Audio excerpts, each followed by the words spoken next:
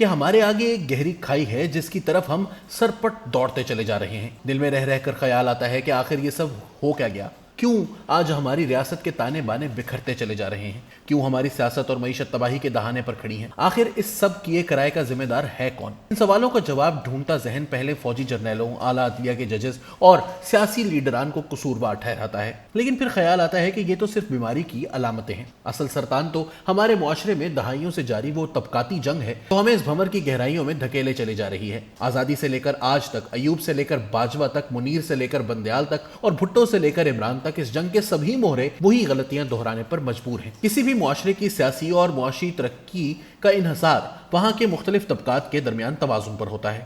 ترقی یافتہ معاشروں میں طبقات کا یہ توازن کبھی آئینی، کبھی قانونی اور کبھی مشترکہ اخلاقی اقدار کی صورت میں نمایاں ہوتا ہے۔ ایسے معاشروں میں تمام طبقات کچھ بنیادی اصولوں پر متفق ہو کر اپنے اپنے مفادات کے لیے جدوجہد کرتے ہیں۔ بدقسمتی سے ہمارے یہاں باہمی طبقاتی انتشار نے آزادی کے فوراً بعد ہی جڑیں پکڑ لیں اور وقت گزرنے کے ساتھ یہ انتشار مزید گہرا ہوتا چلا گیا۔ 1950 اور 1960 کی دہائیوں میں چھڑی طبقاتی جنگ میں شہری تنخواہ دار طبقے نے ایوب خان کی سربراہی میں جاگیردار طبقے کو چت کیا۔ 1970 کی دہائی میں ذوالفقار علی بھٹو کی قیادت میں عوام نے تنخواہ دار طبقے کے خلاف محاذ کھولا۔ 1980 کی دہائی میں تنخواہ دار اور سرمایہ دار طبقے نے ضیاء الحق کے ذریعے اقتدار پر قبضہ کیے رکھا۔ 1990 کی دہائی میں سرمایہ دار تنخواہ دار گٹھ جوڑ نے شہید محترمہ بے نظیر بھٹو کی عوامی سیاست کو خوب تگنی کا ناچ نچایا اور 2000 کی دہائی میں تنخواہ دار طبقے نے پرویز مشرف کے ذریعے اقتدار پر مکمل قبضہ کر لیا۔ مشرف حکومت کی پالیسیوں کی بدولت امریکی وار آن ٹیرر کے ڈالرز کی ریل پیل کا سیدھا اور بھرپور فائدہ تنخواہ دار طبقے نے اٹھایا۔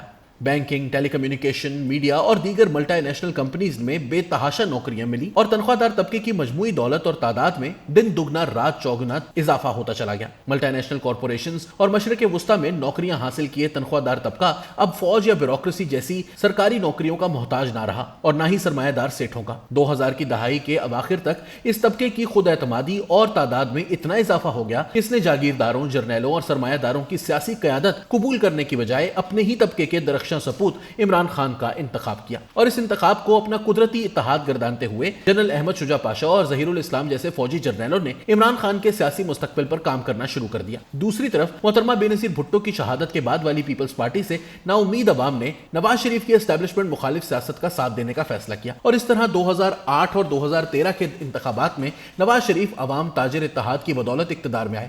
پہلے کی طرح اس بار بھی انہوں نے کاروبار نواز پالیسیوں کے ساتھ عوام دوست پالیسیوں کا انعقاد کر کے اپنے سیاسی اتحاد کو اور مضبوط کیا۔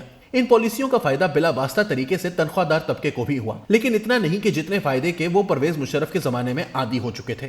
نواز شریف کی عوامی حمایت اور حکومت کرنے کی اعلیٰ صلاحیت سے یوں محسوس ہونے لگا کہ شاید ان کی حکومت اب اگلی دہائی تک قائم رہے گی۔ تو پھر ہوا یہ کہ نواز شریف کی مضبوط حکومت کو کمزور کرنے کے لیے تنخواہ دار طبقے نے عمران، فوج، میڈیا اور عدلیہ کے ذریعے پوری طاقت سے عوام تاجر اتحاد کی مخالفت شروع کر دی۔ جہاں ایک طرف عمران خان فوج کی مدد سے ملک بھر میں دندناتے پھر رہے تھے، وہیں میڈیا ان کے چور، ڈاکو، لٹیرے والے بیانیوں کو خوب ہوا دیتا رہا۔ دوسری طرف ثاقب نثار اور آصف سعید کھوسہ کی عدالت ہر موڑ پر حیران کر دینے والی ڈھٹائی سے نواز مخالف فیصلے سناتی رہی۔ باقی رہی صحیح کسر تنخواہ دار طبقے کے نوجوانوں نے سوشل میڈیا پر نکال دی۔ عوامی حمایت کے زور پر تنخواہ دار طبقے سے ڈٹ کر لڑنے کے بجائے نواز شریف نے افہام و تفہیم کی سیاست کا رستہ اپنایا۔ وہ جی ٹی روڈ پر نکلے تو ان کی حمایت میں ہر پڑاؤ پر عوام کا سمندر امڑا، لیکن وہ عدالت اور فوج پر سیدھا الزام لگانے کے بجائے مجھے کیوں نکالا اور خلائی مخلوق جیسی عمومی باتیں کرتے رہے۔ جب بیمار بیوی کو بستر مرگ پر چھوڑ کر اپنی بیٹی کا ہاتھ تھامے لندن سے لاہور واپس آئے تو ان کے بھائی بھتیجے ایئرپورٹ پر ان کا استقبال کرنے کے بجائے ہزاروں پرجوش عوام کو لاہور کی سیریں کرواتے رہے۔ نواز شریف نے کبھی گجرانوالہ کے جلسے میں جنرل باجوہ کو مرد الزام ٹھہرایا تو کبھی اسی جنرل باجوہ کو ملازمت میں توسیع دلوانے کے لیے اسمبلی میں ووٹ بھی ڈلوائے۔ افسوس کہ دھڑا بندی اور جوڑ توڑ کی سیاست کے عادی نواز شریف کو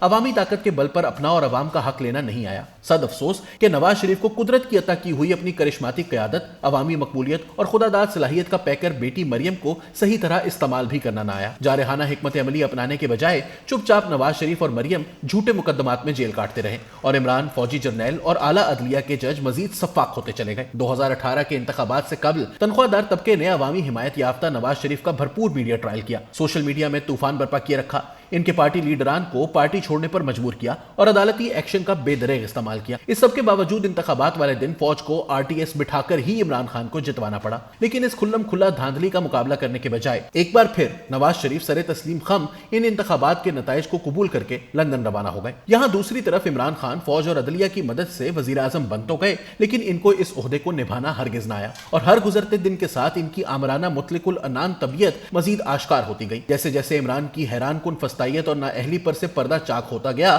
ویسے ویسے ان کے لانے والے جرنیلوں پر عمران حکومت کے فیصلوں کا بوجھ بڑھتا چلا گیا۔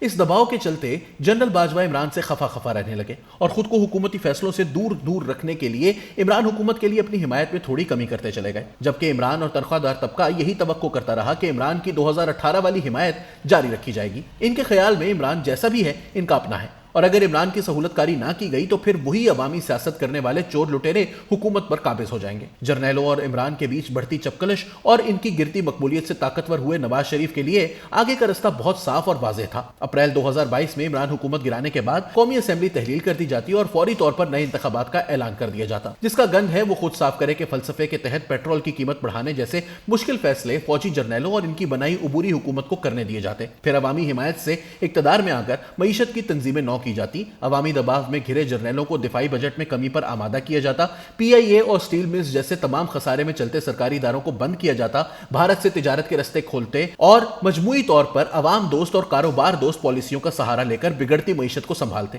اس طرح ایک دو سال کی مشکل کے بعد یقیناً فوج اور اشرافیہ کے نرغے سے آزاد ہوا ملک آہستہ آہستہ ترقی کی طرف گامزن ہو جاتا، مگر افسوس کہ اپنے بھائی کی 2 دن کی وزارت عظمیٰ کی خاطر نواز شریف نے عوام اور ملک کی بلی چڑھا دی۔ انہوں نے جرنیلوں کی مدد سے ایسی حکومت بنانے کا فیصلہ کیا کہ جس نے آتے ساتھ ہی عوام کا خون چوسنا شروع کر دیا۔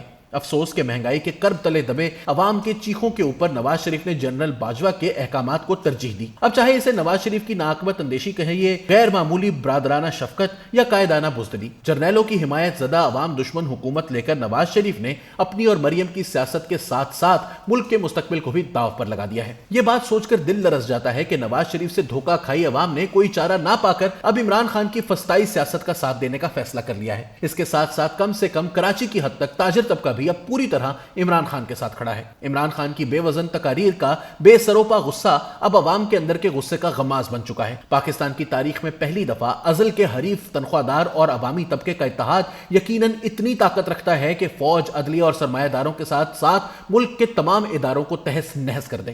ایوب خان سے لے کر راحیل شریف کے گن گاتے تنخواہ دار طبقے کو یکدم سب جرنیل غدار نظر آنا شروع ہو گئے ہیں۔ اب وہ دن دور نہیں جب تنخواہ دار طبقہ بھی جنرل کیانی کے آسٹریلوی جزیروں اور عاصم سلیم باجوہ کے پاپا جان پیزوں پر اعتراض اٹھانا شروع کر دے گا۔ کبھی فوجی پروپیگنڈے کو سوشل میڈیا پر اچھالتا نوجوان آج اس ہی فوج کی دشنام ترازی پر تلا ہوا ہے۔ تنخواہ دار طبقے کی حمایت سے محروم مستقبل کے تالے آزما جرنیل کے لیے حکومت پر بالواسطہ قابض ہونا اب انتہائی مشکل ہو گیا ہے، اور اگر ایسا ہو بھی جائے تو ہمارے اگلے فوجی ڈکٹیٹر کو عوام اور تنخواہ دار طبقے کی مخالفت جھیلنے کے لیے صدام حسین کی طرح گولی اور بارود کا سفاک استعمال کرنا پڑے گا۔ دوسری طرف اگر عوام تنخواہ دار اتحاد کے زور پر عمران خان جرنیلوں کو شکست دینے میں کامیاب ہو گئے تو حکومت میں آنے کے بعد وہ پہلے سے کہیں زیادہ آمرانہ اور مطلق العنان بن کر ابھریں گے۔ فوج، میڈیا اور عدلیہ جیسے تمام اداروں کو روندتے ہوئے عمران خان اپنے تمام حریفوں کو زندان بدر کر دیں گے۔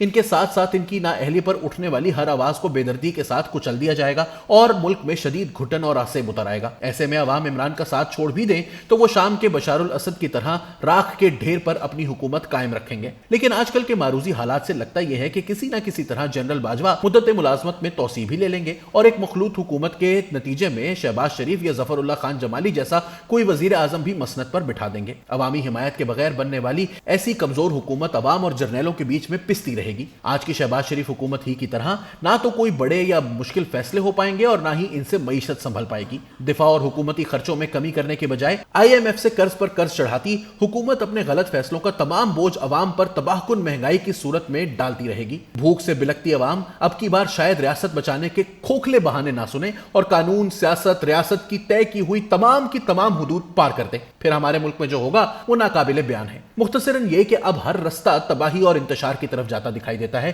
اور بھلائی کی کسی صورت کوئی امید نظر نہیں آتی۔ آنے آنے والی اس تباہی اور انتشار کا ذمہ دار میں نہ تو فسطائی عمران خان کو گردانتا ہوں اور نہ ہی سفاک فوجی جرنیلوں کو۔ اس سب کا ذمہ دار ووٹ کو عزت دو کا نعرہ لگانے والا نواز شریف ہے کہ جس نے عوام کے اعتماد کو دھوکہ دیا۔ اس سب کا ذمہ دار وہ نواز شریف ہے کہ جس کے پاس ملک کو اس بھنور سے نکالنے کا پورا موقع تھا، لیکن اس نے اپنے بھائی کو ایک عہدہ دلوانے کی خاطر ملک اور عوام کو اندھے کنویں میں دھکیل دیا۔ کسی اور سے نہیں، مجھے تو گلہ اس مریم نواز سے ہے کہ جس نے ملک و قوم کی بقا کی آخری امید بننے کی بجائے اپنے والد کی فرما بردار بیٹی بننے کو ترجیح دی۔ آخر میں اس امید کے ساتھ اجازت چاہوں گا کہ شاید ایک دو دہائیوں کے ناگزیر انتشار کے بعد ہمارے ملک کے مختلف طبقات کچھ بنیادی اصولوں پر سمجھوتا کر لیں اور ہمارا ملک ترقی کی راہ پر گامزن ہو سکے۔ شاید سب کچھ لٹانے کے بعد ہی ہمیں عقل آ جائے، شاید۔